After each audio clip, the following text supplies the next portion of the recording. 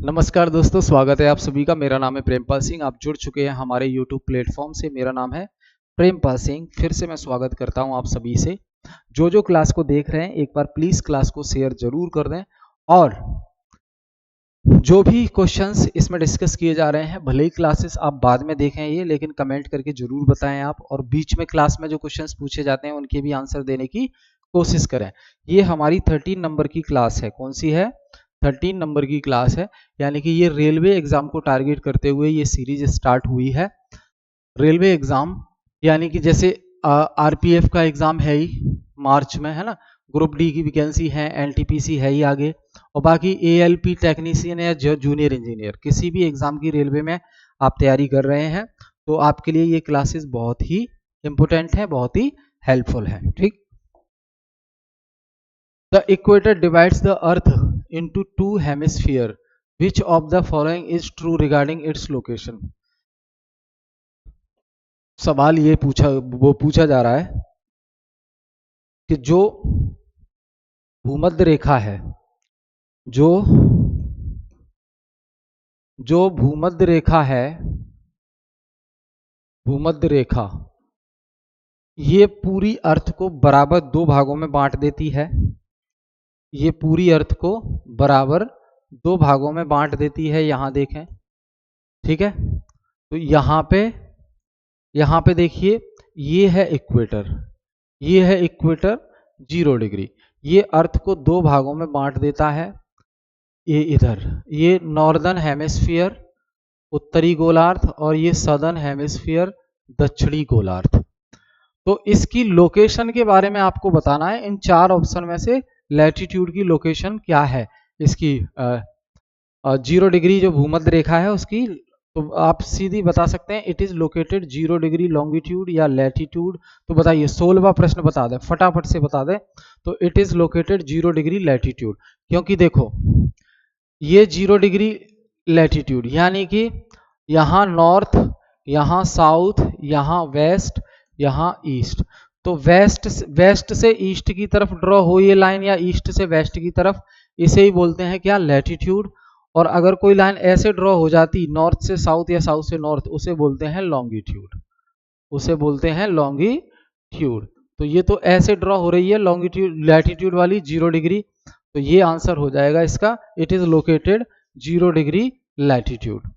It is located 0 degree latitude. ठीक है, ध्यान रखेंगे। आपको बताना है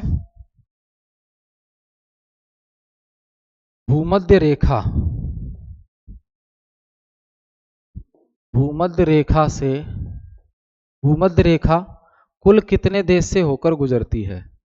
भूमध्य रेखा कुल कितने देशों से होकर गुजरती है ये बताना है आपको। ठीक है, कमेंट करके बता दीजिएगा। Which of the following is not a feature of the Indian economy? भारतीय अर्थव्यवस्था की निम्नलिखित में से कौन सी विशेषता नहीं है? या लार्ज इनफॉर्मल सेक्टर है, हाई डिपेंडेंसी ऑन एग्रीकल्चर है, फुली प्लान्ड इकोनॉमी है, या mixed economy with public private sector. तो 17वां प्रश्न। तो देखो भाई, ध्यान रखना, आपसे ये पूछा है कि भारतीय अर्थव्यवस्था की विशेषता इनमें से कौन सी नहीं है। तो देखो, इनफॉर्मल सेक्टर बहुत बड़ा है, अनौपचारिक जो क्षेत्र है वो बहुत बड़ा है। High dependency ratio on agriculture, तो कृषि पर निर्भरता बहुत ज्यादा है। तो ये तो सही बात है, हमें गलत बताना है। फुली प्लान्ड इकोनॉमी है, यानी कि पूरी तरह से नियोजित अर्थव्यवस्था है। तो भारत की अर्थव्यवस्था पूरी तरह से नियोजित अर्थव्यवस्था तो नहीं है, तो ये गलत हो जाएगा। ये मतलब यही आंसर हो जाएगा, गलत बताना है। बाकी मिक्स्ड इकोनॉमी है, मिश्रित अर्थव्यवस्था है भारत में, जहां प्राइवेट और पब्लिक सेक्टर दोनों मिलकर काम करते हैं। तो फिलहाल इस क्वेश्चन का आंसर हो जाएगा आपका फुली प्लान्ड इकोनॉमी, यानी कि C. The Indian economy faces challenges such as high unemployment rate, low inflation rate, low income disparity, high savings rate. जो इंडियन इकोनॉमी है वो बहुत सारी चुनौतियों का सामना कर रही है। इसमें से कौन सी वो चुनौती है जिसका इंडियन इकोनॉमी सामना कर रही है, भारत की अर्थव्यवस्था सामना कर रही है, फेस कर रही है? बताओ। तो हाई अनएम्प्लॉयमेंट रेट, यानी कि उच्च बेरोजगारी दर। बेरोजगारी दर बहुत ज्यादा है भारत में। ये सबसे बड़ी समस्या है, चिंता का विषय है, जिसे भारत की अर्थव्यवस्था फेस कर रही है, झेल रही है। ठीक है, ध्यान रखेंगे। तो उच्च बेरोजगारी दर ही भारतीय अर्थव्यवस्था के लिए सबसे बड़ा चैलेंजेस है। अगर इसके बाद देखें तो इन्फ्लेशन, महंगाई आ जाता है। ठीक है, what does HTTP stands for? तो ये कंप्यूटर वाला जीके का प्रश्न है। तो HTTP का मतलब होता है हाइपर टेक्स्ट ट्रांसफर प्रोटोकॉल। क्या होगा? Hyper text transfer protocol. क्या होगा? हाइपर टेक्स्ट ट्रांसफर प्रोटोकॉल इसका सही आंसर हो जाएगा। देखो यहां आप कोई भी वेबसाइट ओपन करते हैं तो HTTPS ऐसे लगा होगा, फिर www.prem.com। तो ये जो है क्या है, ये पूरा कहलाएगा URL। ये क्या कहलाएगा? URL, यानी कि यूनिफॉर्म रिसोर्स लोकेटर। HTTP यहाँ लगाया जाता है, हाइपर टेक्स्ट ट्रांसफर प्रोटोकॉल इसका फुल फॉर्म होता है। ठीक है, what is the main function of an operating system? Operating system जो होता है कंप्यूटर में, उसका मेन उद्देश्य, फंक्शन क्या होता है? तो to manage hardware and software resources, to store file and folder, to provide internet service, to manage email accounts. तो ध्यान रखना, ऑपरेटिंग सिस्टम का काम होता है कि वो कंप्यूटर के हार्डवेयर और सॉफ्टवेयर को मैनेज करता है। क्योंकि यहाँ देखो, जब हम कंप्यूटर में देखते हैं कि सॉफ्टवेयर क्या होता है, सॉफ्टवेयर क्या होता है, तो दोस्त सॉफ्टवेयर दो प्रकार का होता है। क्या होता है? सॉफ्टवेयर दो प्रकार का होता है, ध्यान रखेंगे कौन सा। तो एक को कहते हैं सिस्टम सॉफ्टवेयर, एक को कहते हैं सिस्टम सॉफ्टवेयर, और दूसरे को कहते हैं एप्लीकेशन सॉफ्टवेयर। Application software. ठीक है, अब देखें आप, सिस्टम सॉफ्टवेयर का उदाहरण हो जाएगा, एग्जाम्पल ऑपरेटिंग सिस्टम, यानी कि OS operating system. Operating system में हम विंडोज इस्तेमाल करते हैं, आप लोग करते हैं, हम भी करते हैं, और लिनक्स इस्तेमाल होता है, यूनिक्स इस्तेमाल होता है।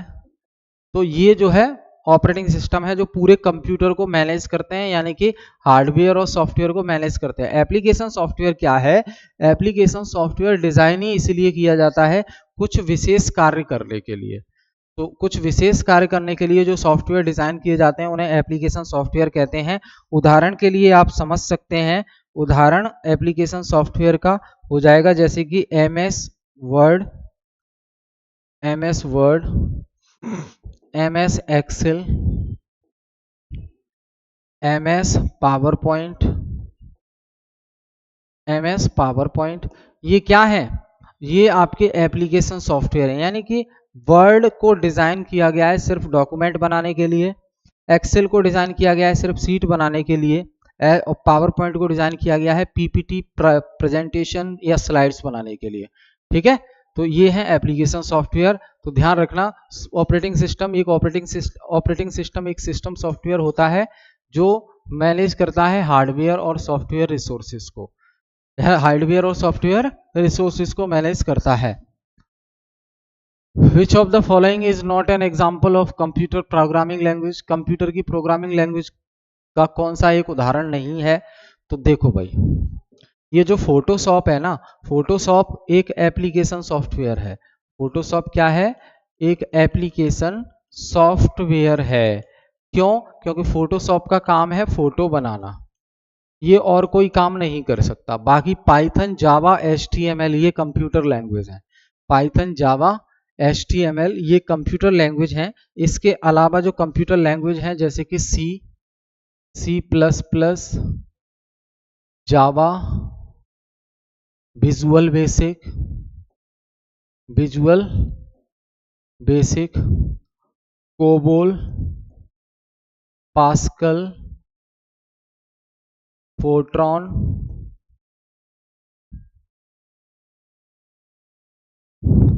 पाइथन,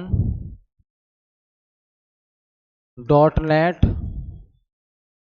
ठीक है, ये सब क्या है? ये आपकी कंप्यूटर प्रोग्रामिंग लैंग्वेज है। फोटोशॉप एप्लीकेशन सॉफ्टवेयर होता है। The Toto tribe primarily resides in which state, जो टोटो नाम की जनजाति है वो कहाँ पर रहती है? टोटो नाम की जो जनजाति है वो कहाँ पर रहती है? तो भैया वेस्ट बंगाल में रहती है। कहाँ रहती है? तो टोटो नाम की जो जनजाति है वो कहाँ रहेगी? वेस्ट बंगाल में रहेगी। ठीक है, ध्यान रखेंगे, ये है टोटो नाम की जनजाति। Which city is the host of women's Asian hockey champions trophy 2024? Women's की जो हॉकी चैंपियंस ट्रॉफी हुई है 2024 की, वो कौन सी सिटी में होस्ट की गई है? कहां पर होस्ट की गई है? मेजबानी किसने की है? किस स्टेट ने मेजबानी, किस सिटी ने मेजबानी की है? 23rd। तो ध्यान रखना भाई, राजगीर बिहार। कहां पे हुई है? राजगीर बिहार। 11 से 20 नवंबर तक हुई थी। राजगीर बिहार में हुई थी 11 से लेकर 20 नवंबर तक। 11 से लेकर 20 नवंबर तक, 11 से लेकर 20 नवंबर तक राजगीर बिहार में हुई थी। ध्यान रखेंगे ये, ठीक। Pandit Ram Narayan who recently passed away was associated with which field? Pandit Ram Narayan हाल ही में खत्म हो गए, चले गए ये, है ना। 96 साल की उम्र में पद्म भूषण भी मिला इनको, संगीत नाटक अकादमी अवार्ड भी मिला। तो ये कौन थे? ये आपके म्यूजिक से संबंधित थे। ठीक है, तो इनकी उम्र 96 साल थी। इनकी उम्र 96 साल में देहांत हो गया। साहित्य नाटक अकादमी अवार्ड भी मिला है, पद्म विभूषण भी मिला है, पद्म अवार्ड भी मिला है इनको। तो ये ध्यान रखना, म्यूजिक से संबंधित है। पूछा जाता है कि हाल ही में चर्चा में रहे पंडित नारायण, हाल ही में पंडित राम नारायण क्यों सुर्खियों में रहे, या उनका संबंध किससे है? तो म्यूजिक से है। द कायाकल्प scheme is launched by which ministry?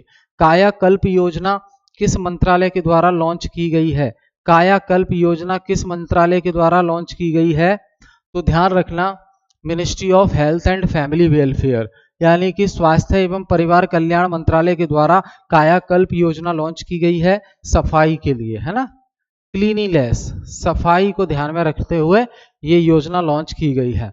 Which of the following is the main goal of the make in India? Bharat में मेक इन इंडिया स्कीम चली, है ना। तो मेक इन इंडिया जो इनिशिएटिव है उसका मेन उद्देश्य क्या है दोस्त, बताओ। 4 ऑप्शन है आपके सामने, मेन उद्देश्य बता दीजिए। प्रमोट एग्रीकल्चर इन इंडिया, गलत बात, एग्रीकल्चर को प्रमोट करने के लिए नहीं थी। एनकरेज मैन्युफैक्चरिंग एंड इनोवेशन, तो विनिर्माण और नवाचार को बढ़ावा देना, बिल्कुल सही बात है। इंक्रीज फॉरेन डायरेक्ट इन्वेस्टमेंट, सही है। प्रमोट रिन्यूएबल एनर्जी, गलत है, ये भी गलत है। ठीक है, तो B answer is the correct answer. ध्यान रखना, मेक इन इंडिया स्कीम प्रधानमंत्री मोदी ने 2014 में शुरू की थी। What is the main M of the goods and service tax? GST जो आया भारत में, जो जीएसटी आया 2017 में अप्लाई हो गया, और 101 कॉन्स्टिट्यूशनल अमेंडमेंट हुआ था 2016 में। भारतीय संविधान में 101 नंबर का इसके लिए कॉन्स्टिट्यूशनल अमेंडमेंट हुआ था। 101वां संविधान संशोधन, संविधान संशोधन कब हुआ? 2016 में। ठीक है, और 2017 से इसको लागू कर दिया गया। 2017 से लागू कर दिया जीएसटी को, गुड्स एंड सर्विसेज टैक्स, वस्तु एवं सेवा कर, ये इनडायरेक्ट टैक्स है। ठीक है, ये इनडायरेक्ट टैक्स है। Which of the following is the primary objective of national income accounting system in India? Bharat में राष्ट्रीय आय की मापन के लिए मेन उद्देश्य क्या है? मेन उद्देश्य क्या है? तो to measure the overall economic performance of the country, Bharat की जो आर्थिक जो परिदृश्य है, इकोनॉमिक जो परफॉर्मेंस है कि कितना अच्छा काम किया है भारत ने अर्थव्यवस्था को लेकर, उस ये सब किससे पता लगता है? जब भारत की नेशनल इनकम काउंट होती है। भारत की जब हम नेशनल इनकम कैलकुलेट करते हैं, नेशनल इनकम जब हम भारत की कैलकुलेट करते हैं, तब हमें पता लगता है कि इंडिया की इकोनॉमी में कितना काम हुआ है, कितना प्रोडक्शन हुआ है, कितना गुड्स और सर्विसेज का उत्पादन हुआ है। ध्यान रखना, नेशनल इनकम कैलकुलेट करने के जो तरीके हैं वो एक तो एक्सपेंडिचर मेथड है, एक्सपेंडिचर मेथड, उसके बाद इनकम मेथड, ये भी तरीका इस्तेमाल होता है इनकम मेथड, और फिर है आपका प्रोडक्शन मेथड, प्रोडक्शन मेथड। ये तीन तरीके इस्तेमाल होते हैं नेशनल इनकम के, ठीक है, ध्यान रखेंगे। नेशनल इनकम से रिलेटेड डेटा इकट्ठा करने का काम एनएसओ करता है, ठीक है, और ये किस मंत्रालय के अंडर में आता है? Ministry of statistics and programme implementation. Rao Inderjit इसके मंत्री हैं, राव इंद्रजीत इसके मंत्री हैं मॉस्पी मंत्रालय के। मॉस्पी मंत्रालय के मिनिस्टर कौन है? राव इंद्रजीत सिंह, ठीक है, ध्यान रखेंगे। आगे देखें, which of the following is not a component of the human development index. निम्नलिखित में से ह्यूमन डेवलपमेंट इंडेक्स का कंपोनेंट कौन सा नहीं है? तो ह्यूमन डेवलपमेंट इंडेक्स यूएनडीपी जारी करता है ना। भारत की रैंक 134 आई 193 में से, भारत की रैंक 134 आई 193 में से। तो ध्यान रखना, भारत की जो रैंक है वो 134 है आउट ऑफ 193, और जारी कौन करता है इसको? जारी कौन करता है? United Nations Development Programme, UNDP जारी करता है। तो निम्नलिखित में से कौन सा कंपोनेंट नहीं है? निम्नलिखित में से कौन सा कंपोनेंट नहीं है ह्यूमन डेवलपमेंट इंडेक्स का जिसके बिहाफ पर जारी नहीं की जाती? तो life expectancy, income level, literacy rate और जेंडर रेशियो। तो इनकम लेवल, क्या इनकम लेवल होगा इसका? नहीं, इनकम लेवल तो देखी जाएगी डेवलपमेंट के लिए जेंडर रेशियो, जेंडर रेशियो जो है आंसर हो जाएगा, ठीक है। तो ध्यान रखेंगे, ह्यूमन डेवलपमेंट इंडेक्स में life expectancy, income level, literacy rate ये सब देखा जाता है, जेंडर रेशियो नहीं। What is the main objective of प्रधानमंत्री जनधन योजना? प्रधानमंत्री जनधन योजना जो 2014 में शुरू की गई थी, उसका मेन उद्देश्य क्या है? उसका मेन उद्देश्य क्या है? प्रधानमंत्री जनधन योजना का मेन उद्देश्य क्या है? तो to provide access to financial services for the unbanked, यानी कि प्रधानमंत्री जनधन योजना एक बहुत बड़ा उम्मीद लेकर भारत में आई, भारत में शुरू हुई, और वो थी कि जितने भी लोग जिनका तब तक बैंक में खाता नहीं था, बैंक में अकाउंट नहीं था, उनका बैंक अकाउंट फ्री में ओपन कराया जा रहा था। तो वो उसके लिए प्रधानमंत्री जनधन योजना आई, और ये फाइनेंशियल इंक्लूजन के लिए बहुत अच्छा कदम था। फाइनेंशियल इंक्लूजन, वित्तीय समावेशन के लिए ये एक बेहतरीन कदम था, जिसमें सभी के अकाउंट जीरो बैलेंस पे खोले गए।